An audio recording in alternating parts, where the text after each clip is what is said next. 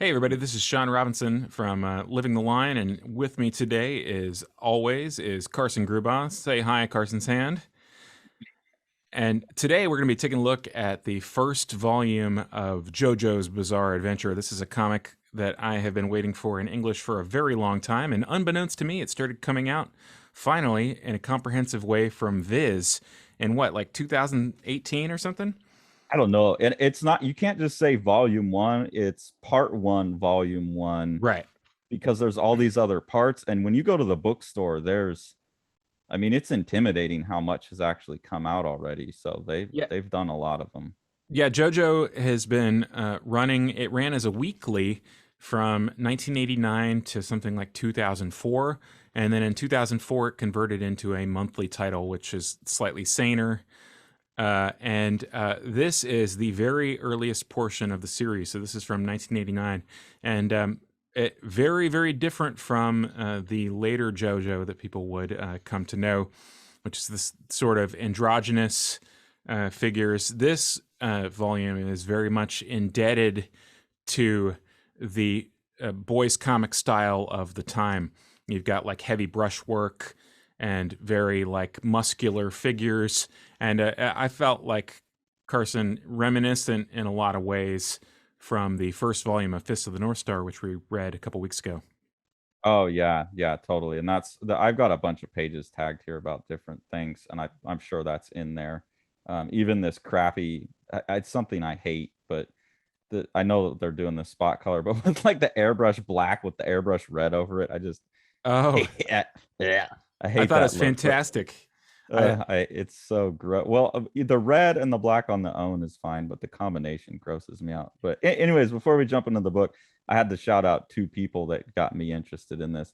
And also say, unlike you, I was not particularly interested in oh, reading this book.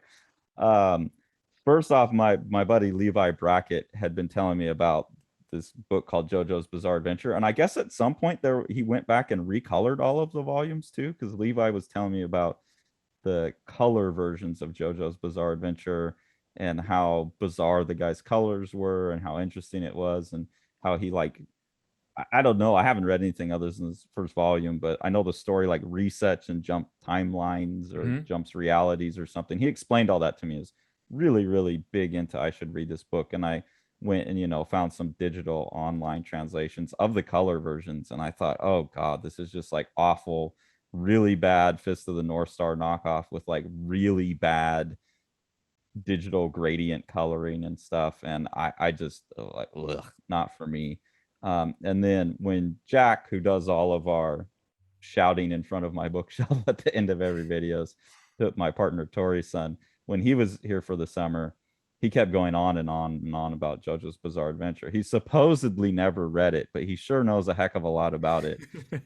For being a 10-year-old who's never read it, he knows he's not supposed to be reading it, but apparently there's video games and on Roblox there's a lot of JoJo's Bizarre Adventure stuff, and he supposedly got all of his understanding of the story from those environments.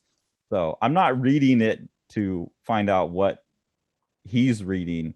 His enthusiasm for it made me think, okay, well, not that I'm going to necessarily enjoy what kids enjoy, but there's a lot of popularity around this book. And similar to, I guess I'm more forgiving with like my initial assessment of having checked out Berserk before and thinking it was garbage and then taking it more seriously and enjoying it. Like, okay, I'll give this one a try. And I'm glad I did. So, And my goodness, I mean, Hirohiko Araki, this is his first major work. He's probably embarrassed by this first couple volumes. I mean, just based on how much his art evolves. But I just thought they were gorgeous.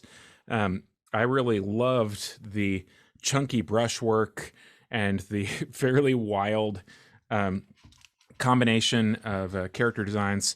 The two major characters who were introduced to here are JoJo and Dio Brando, and they are sort of poles on the same object. Dio Brando is JoJo's adopted brother, who basically wreaks havoc in his life and is basically the most negative uh, possible person you could imagine.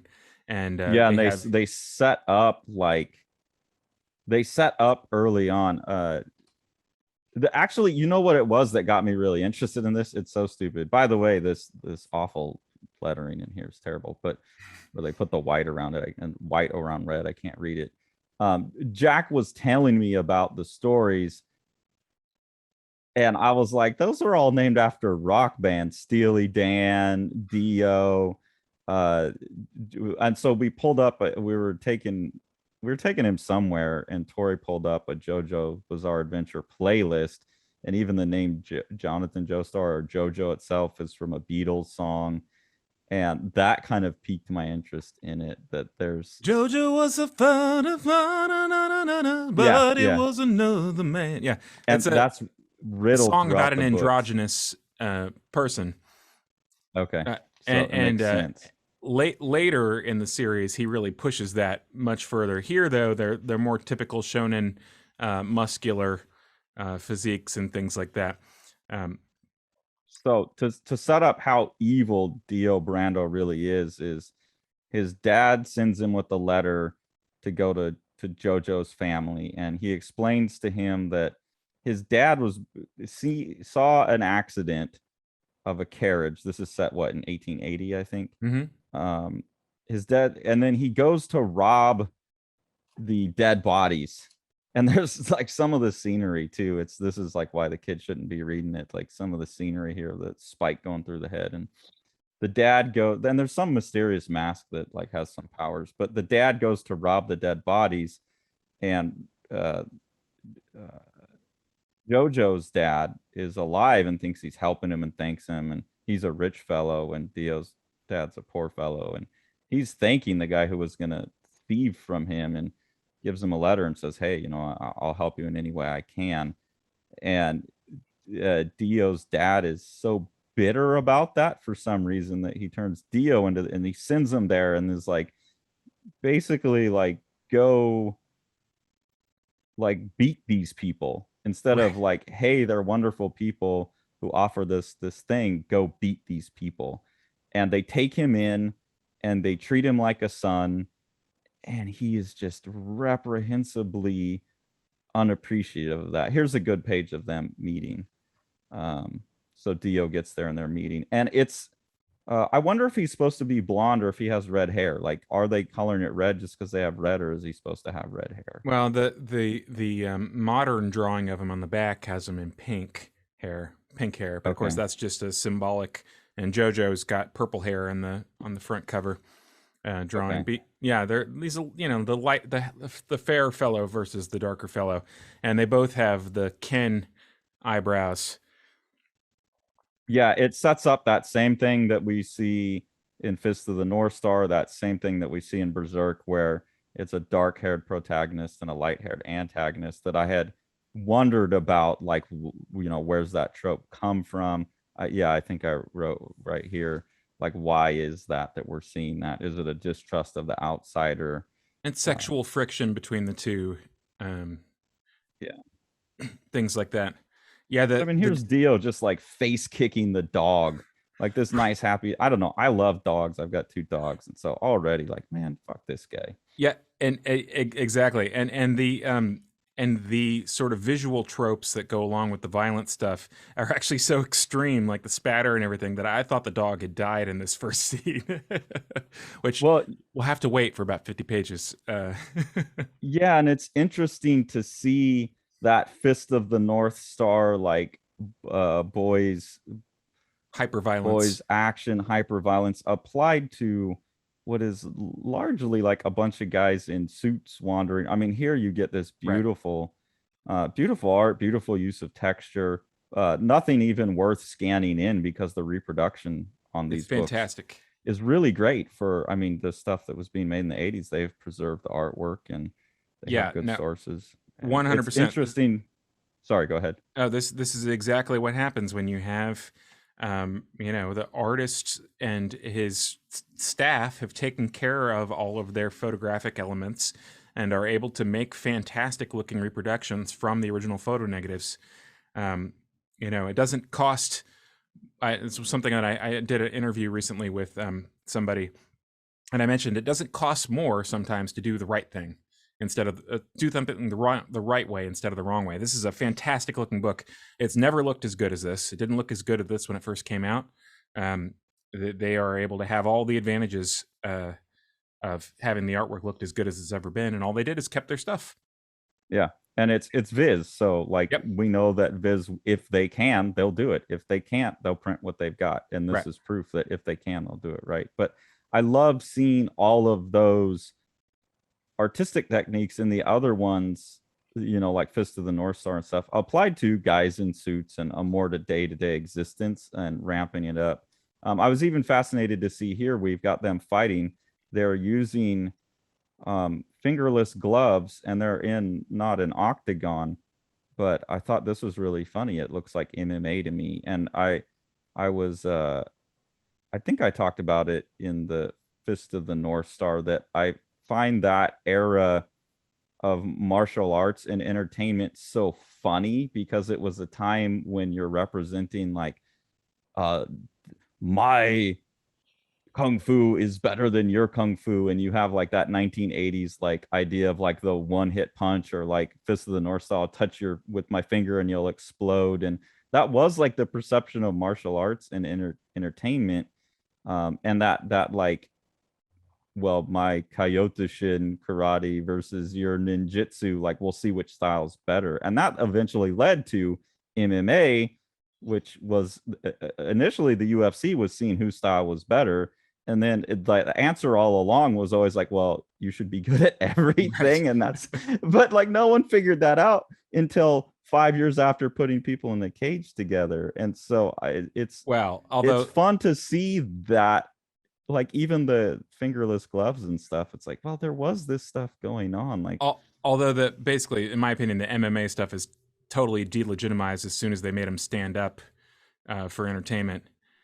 You would still have people using Brazilian jiu-jitsu techniques and beating the shit out of everybody else if they didn't make them stand up every 10 seconds. well, yeah, I mean that's changed a little bit. People are pretty good at getting back up these days, but it's just interesting to see Yeah, pre that understanding, and that that dynamic art style applied to it is really that fun. panel right there is an interesting precursor to some of the later JoJo stuff, where he takes later on he does fairly extreme distortions of physicality that actually work visually, and I think there's a few panels here where you can see what he's shooting for, but it gives it a sort of rubbery armed, like you feel like you're in Popeye for a second. Yeah, and he's Um, not quite as good as the speed lines as right, they don't all head in the right direction. He's still trying to form the arm out. Like there's still, I think that's part of the rubbery look is here he's still trying to draw the form of the arm, and here he's trying to draw the motion. Whereas like in Fist of the North Star would be entirely, all of the shading would be done entirely in line with the French curve there, so it's all moving. And his directional line work doesn't go, it doesn't follow like like it's right. just, it looks like spikes or fur coming off. He's So trying stuff out. yeah, but then he's getting better at it Yep. already by here. Even through the sequence. Like right here, already Yep. better. Exactly. So I do, at first I would have judged it on the extreme violence, but putting it in the context of the story, once I actually read the story, and I guess this isn't what I had read the first time. I must have picked up something um, in the middle. I found being able to look at this artwork with such clear reproduction. The other thing that reminded me very strongly of Fist of the North Star is how much he uses the chunky blacks to anchor the page, and Mm-hmm. it really does a lot to keep the artwork looking good at a good reduction. So these books, are larger than the small tankobon format, but not large compared to like an American comics format, and yet they still look very good in reduction, and that's because of those larger areas of black and those thicker contour lines judiciously used um, enable the page to sort of read at different sizes. Yeah, and unlike Berserk and Fist of the North Star, I don't really. It's like I like having Berserk big. I can't imagine reading that small. And Fist of the North Star, I'm like, oh man, do those Berserk size. This one I'm like cool with the size it is. Hmm. Also, because of the thickness, but I think it's good that within that Fist of the North Star style, it is a little bit more rubbery. It is a little bit more cartoony. It feels more playful, um, because of that. Even though the story's pretty dark, just some of the faces and stuff are more cartoon, so it reads well. Like I don't know this character, I forget her name, but the girl that JoJo's having Love interest. a love interest in, and then Dio Brando just wants to take everything, and that honestly is the thing that really grabbed me and makes me want to read more of this. Is they do such a good job. He does such a good job of making me hate this character.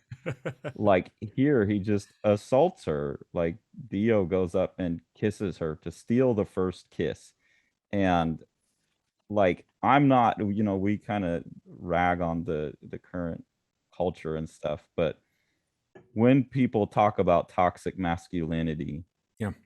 this is an example of it. And then like all the other characters, and in Fist of the North Star and stuff, that over macho, but I think that has enough of a self-critical, it's making fun of itself a little bit, but here he's presented as evil, but Yeah. all the other guys kind of they look up to him like, oh man, what a badass, he went and like took a kiss from her, and they celebrate it. And yeah, he just wants to like spoil her first kiss with JoJo. It can't Ha- be his first kiss.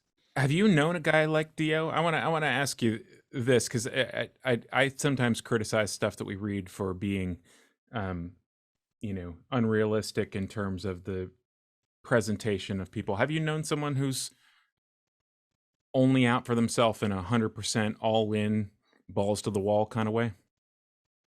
Um, I'll, I guess because of most of the people I've met have been through the art world, it's not in the super machismo way. I've known like slimy, snaky people that every move they make is for themselves, but not in the aggressive, like toxic masculinity, uh, like rape culture Hmm. way, that like it's when I hear stories like that, I know they're happening, but I can't imagine people behaving that way. Yeah. I've seen guys like whistle out of cars and stuff, but I just personally am so not that type of person, and going through like UC Berkeley where it's super liberal, and then art schools and stuff. I don't feel like I met a lot of people like that. I have since encountered, and I think living in the South, there's maybe a little bit more of that now, where I'm encountering a little bit more. But I mean, he's a Theo's a character. I have you. I I have known two people in my life that this guy strongly reminded me of, and they knew each other, and they were very different from each other, and yet their behaviors were very similar, and that your sort of rationale you could build for them would be very different. You know, Dio, you could sort of make some kind of like, pauper's rationale, like he's coming from a lower economic class, he's lived a hard life, he saw all these tough things, his dad abused him, he did this and that. But there's a point where a rational person has to stop explaining other people and has to just deal with them as they are. And obviously JoJo has to encounter that at a certain point and be like, okay, this guy is totally fucked. Yeah, and like no matter how much you rationalize it, these people are being good to you. Like I don't Right. care what your background is. They're not the evil rich people. Um, and the fact that he persists, and they just did such a good job. Oh, here's a fun print error that I had. They break Dio's they break they break his nose, and there's a big splotch of ink there, Oh. right there. But yeah, I mean, I really like the moments where JoJo starts to stand up for himself and scares Dio a little bit. It's kind of like there's characters in Game of Thrones. Like, have you watched Game of Thrones? I haven't, no. There's characters in there like Joffrey that people just want, or Cersei, that people want to see have the worst death. Hmm. And Dio's that way. I'm curious, the people that you knew, were they this super masculine type of aggressive characters? Uh, yes, but not in the ways you might anticipate. You might be surprised that both of them were on a sports team with me. Uh, So they had that like jock kind of. uh, it, you wouldn't necessarily know it in one of their cases, but yeah. And like I said, their actual backgrounds. I mean, I think if you were going to do like a kind of clinical analysis, I mean, I think one of them was a narcissist who basically liked to manipulate other people into doing things for him, and the other Mm, one was probably mostly a more passive type of narcissist. okay. Uh, it's interesting. I don't think people. There are people who that the sort of popular opinion these days is that someone isn't evil. There's a certain way of looking at things now, where you rationalize everything, and this evil is just basically like the consequence of previous being done to. And I don't think that that's necessarily the case. I think there are genuinely people who take pleasure in other people's pain.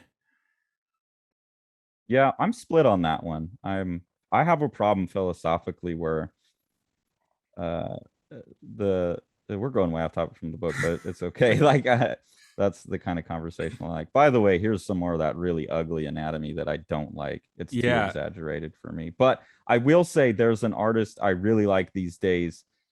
Um, oh my God, Trad Moore. He does some stuff for Marvel and he's done some stuff for Image, and he takes these kind of anatomical. He must be influenced by this. I think Baki. There's a manga called Baki. He and takes these kind of things and makes them work really well. I he don't know. he's going to solve it in later volumes. If you go back to that page, the issue with this pose is that he needs to switch the hip position. Um, the leading foot for the punch, I just don't think it can be opposite like that and then have the hips be so twisted during the punch. So like if he planted the leg that's congruent with the leg with the arm going forward, it might actually be fine. We're basically Well, like reversing. this part looks good.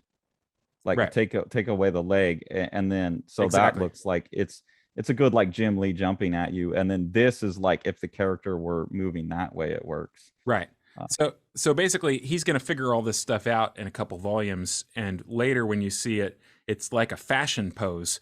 We've got actually a segment of that coming up. I wish the pages were numbered here. This next duotone segment, Carson. There's a page of Dio. You're like 20 pages forward from where you are right now. well, I wanted to Oh yeah, like look yeah. at the Well, I'll show you when you hit it. But yeah, like this shit where he burns the dog. uh, Like I can't even barely read that. I hate the guy so much. he, While I'm flipping through, I'll say, going back to, I have a problem philosophically where probably my greatest mental power is I'm really good at poking holes in arguments. I got a 600 out of 600 on the GRE, which is like the SATs for engineering grad school, and I on the qualitative reasoning, which is they give you an argument and you poke holes in it. I got a perfect score, and that's like just how my brain works.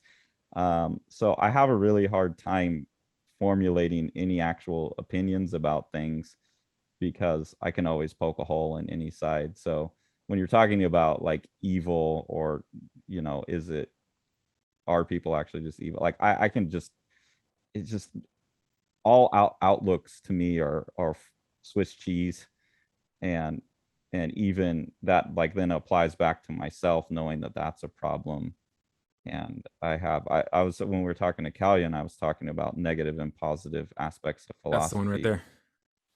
Oh, this is a pose you're talking about. Okay, the This fashion pose. this is indicative of where the book will eventually go, which is having these very formally elegant, like uh, inefficient poses, that give the whole work a different kind of grandeur to it.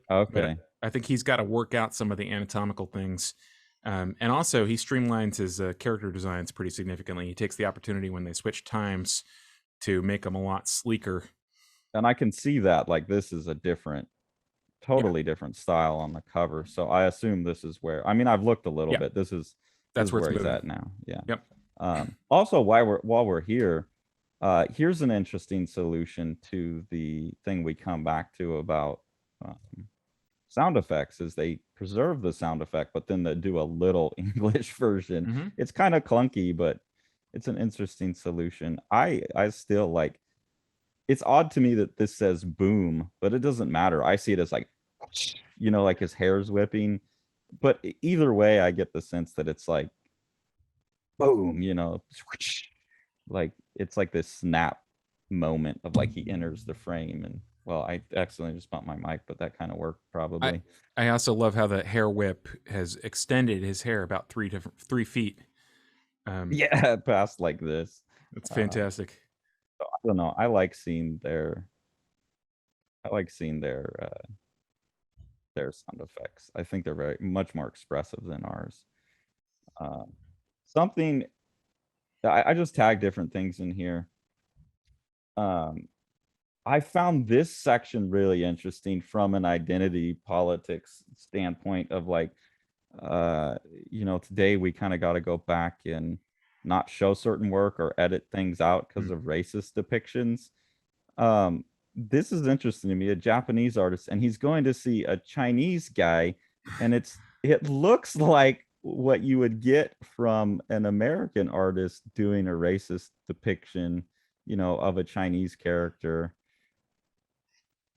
in like, or even a Japanese character in like World War II times with the big like mustache and the eyebrows and Yeah, let's say Orientalist would be the critique, but it's funny. Of course, he's just communicating the costuming that would have been around in the time period that he's drawing.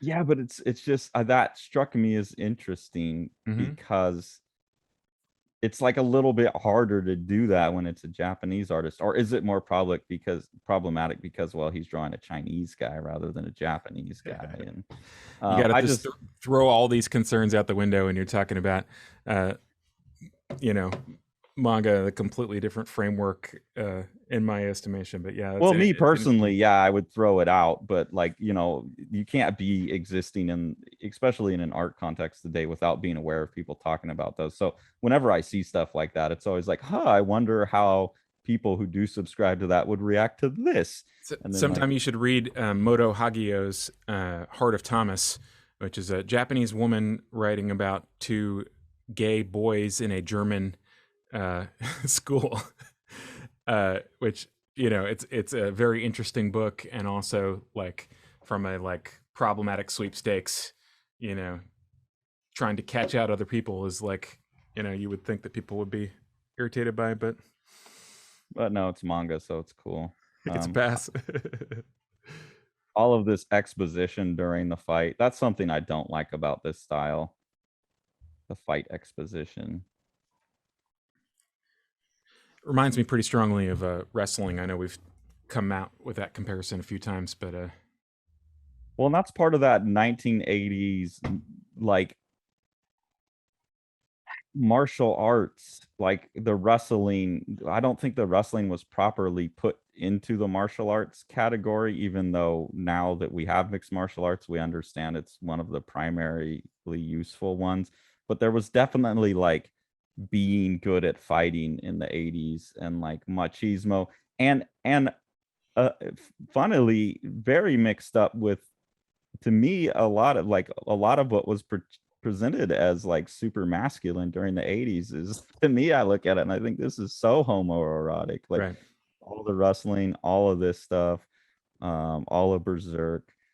It's funny, like whatever was boiling under the surface at I that think time. that's a strong panel at the top there, with the hair motion there, the implied motion that's created by that, and then the speed lines are almost redundant in that context to me, with this hair sort of in mid fall.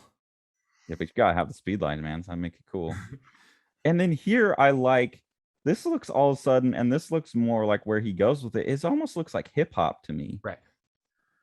Like I'm he's sure. combining like the Sherlock Holmes look, but it is very like fashion boy hip hop look. And obviously the design of the book has this diamond checker pattern all over it.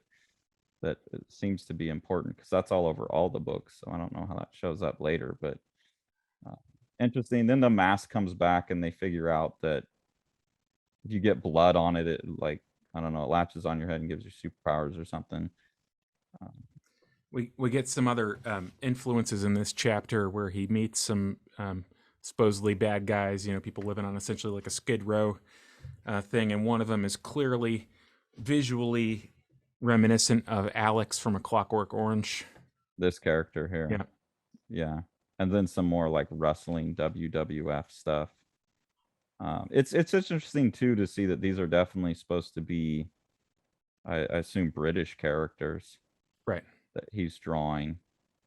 You know, even though this looks like the Japanese hero archetype that I'm used to seeing, he's supposed to be a British character. I thought And these it's all winter set. Sorry, go ahead. the winter scenes had some really nice textures in there. His use of tone and texture, or whoever's doing the background art, yeah, I I didn't scan them because I thought, you know, never mind, it looks real good. But there was things that I wanted to scan just to look at and kind of ooh and awe over up close because of the texture work. This character here with the bowling hat, Mm-hmm. little bowler hat. That's who you're talking about, the Yep. Clockwork Orange guy. Yeah. Yeah, it seems very influenced by Western media, especially with all the band names. And I know a lot of them just because of Jack, like Steely Dan and oh, here right here we get REO.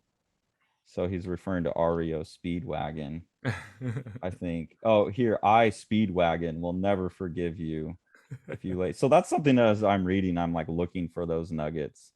Uh, that for some stupid reason, that was one of the things that made me like more excited to, okay, I'll relook at that. It's playful, you know. He really tries things out, and you know he likes what he likes, and he's gonna draw what he wants to draw. And Here's some cool tone, like this fire. They're putting the mask on and the fire, like power coming into him. What's that light? That's really cool. Page 205. mhm. Um, I found it myself really enjoying the sort of creeping wide net for the design stuff. You know, the net gets wider as you go. He's pulling from more places. and I think you have a better overview of where that's headed. I don't know if you've read the whole thing, but No, no, no. I'm I just don't I don't have much context, so I'm just seeing it as it goes. Oh, this is a really nasty scene here. yeah. He chops that guy's finger off. Um, yeah, and then the hands, ugh. But more amazing texture work as he punches that wall and he breaks his hand, and then that wall breaks apart. So really, yeah, he's really capable of creating compelling gross images, and he's really good at creating compelling gross characters. Um, those are my two big takeaways from it that make me I was thinking we were gonna do this video and I was gonna be like, yeah, I checked it out. I don't think I'll be reading anymore. But I got so invested in hating hating a character. But and each of these increasingly metrosexual JoJo's are also very appealing to me. Yeah, The and here he's going like he's like DJ there's JoJo. yeah, it's like definitely like a hip hop kung fu influence. So it definitely won me over. Um, yeah, this book won me over. I don't know that I have much else to say about it. I don't know if you had any particular things other that we haven't covered that you wanted to talk Now, about, but now we hit most of the stuff. I'm intrigued to see where it's going to go, and I'm almost tempted to just kind of grab a random volume and and see where it's at, like 3 volumes into the future, 4 volumes into the future, because you know it can be fairly intimidating to, I don't know, take in a series that's already 30 volumes or whatever. yeah, I'm maybe, and I think I would be interested for people who come to this video and have read them all. are in a real, because I know has a really rabid fan base. My instinct is like talking, and I've had students that talk about this too. My instinct is that a lot of the rabid fan base will be, yeah, you don't even need to read the first two stories because they're so self-contained as he switches to alternate realities. Or I haven't read them, so I don't know what the device is there that allows that. But I think you can read later volumes without ever reading these ones. Right. I would be curious to hear from people what's kind of the consensus, like this is where it really gets good. Because I already want to keep finishing part one, and I am a kind of completist that likes to read front to back in the order that it was published. But I would definitely be willing to, especially Sean, if you want to just jump around, like, okay, Dabble. yeah, now on the next time we come back to this, let's jump ahead to part 4, volume 1, or whatever I want to know what the consensus. You let us know. Yeah, the consensus, like this is the best one. Like, so that would be cool. But I don't know if we'll ever collectively get back to it, but I will definitely. It's not at the top of my must-have list, but I will definitely get back and eventually get all of them. And because I quite enjoyed this, and I do hope Dio gets his come up, and like I really want to see that. Was really well set up. And hats off to Araki and his staff, and to the people at Viz for a just stunning design and stunning release for a historic property. Like, good job keeping your negatives, and a great job, making it look as good as possible. And throughout all the different parts and all of the different volumes of the parts, there's a consistency to the design of the series as a whole that I find really appealing. Like when you go into like Second and Charles or Barnes and Noble, and you see the like, oh my God, why are there so many of this one book there? There's kind of like a color coded thing, but there's a consistency in this type of look across all the volumes and the patterning. And I really appreciate that as well. And then if you want to see a really, really amazingly reproduced book, Mr. Sean Robinson here has taken the book that Dave Sim and I worked on and created one of probably the best reproduced comic ever made. And Sean, do we have any? Last time we talked, we had it had been printed. Do we have any more updates? The printer has reprinted the interiors of the book. They have not been bound yet. They are sending me overnight. It was supposed to happen on Monday, but it sounds like they didn't do the folding for whatever reason. Some other job took over. So once they have folded a few of the signatures, they're going to send me a unbound copy of the book, and I can do a quick once over and make sure that everything is in place this time. And because we had some pages that were missing blue art here, right? And no update on the street date yet. Most likely it's going to be December 1st still, or it might be a couple weeks earlier than that if we're fortunate. But hope that you guys will check out The Strange Death of Alex Raymond, which really, you and Dave just pushed to the limits what people can do with ink on paper, and in turn we pushed to the limits what offset printing can do in a book. So thanks for watching, guys. Thank you for following along. We'll see you next time. Take it away, Jack. You want to see all these books? Smash that subscribe button and the like button and the bell, and then you get them.